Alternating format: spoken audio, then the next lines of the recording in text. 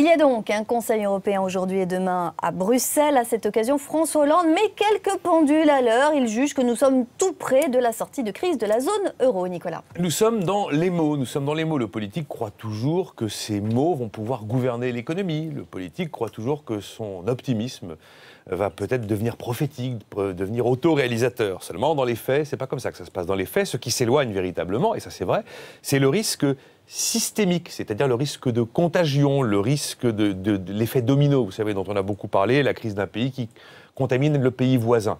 Voilà. L'arsenal anti-crise qui a été mis en place, anti-risque systémique, est uniquement destiné à éviter justement cet effet domino. C'est d'abord le mécanisme européen de stabilité qui va voir le jour très prochainement, et aussi les promesses d'intervention de la Banque Centrale Européenne. Encore faut-il que cet arsenal, dans les faits, soit véritablement efficace. On a vu beaucoup de bonnes intentions des sommets qui, généralement, plantaient et ne résistaient pas à l'épreuve des faits. Mais dans la réalité, non.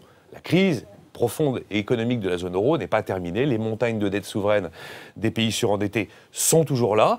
Les écarts de compétitivité entre le nord et le sud sont toujours là. Et les bilans des banques espagnoles sont toujours profondément dégradés. La réalité est que personne aujourd'hui n'est capable de dire véritablement à quel moment la crise que nous vivons sera terminée. Alors François Hollande appelle une fois de plus la mutualisation des dettes. Alors ça aussi c'est un grand classique, les eurobonds. Il faut savoir qu'en fait les eurobonds c'est en partie fait justement avec le mécanisme européen de stabilité. Ce mécanisme va émettre des dettes au nom de l'Europe tout entière. Mais attention, ce ne sont pas des eurobonds pour financer la vie courante des États. Voilà. Ce sont des eurobonds de crise véritablement qui sont là pour éteindre des incendies type Grèce ou type Portugal. Mais clairement les eurobonds absolus, ce que souhaiterait véritablement la France, n'existeront pas car l'Allemagne n'en veut pas, tout simplement. François Hollande reconnaît lui-même que celui qui paie doit contrôler.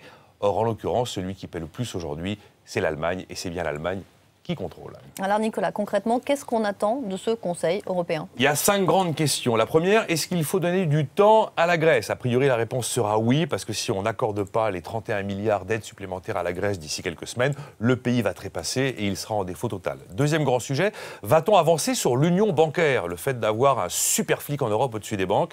Là, a priori, non, parce que celui qui paye le plus n'en veut pas. En tout cas, il n'en veut pas en l'état actuel. Troisième question, est-ce que l'Espagne doit faire une demande officielle d'aide financière auprès de l'Union européenne? A priori, non. On va bricoler un système pour permettre à l'Espagne de gagner du temps tout en bénéficiant malgré tout d'une aide financière de l'Europe.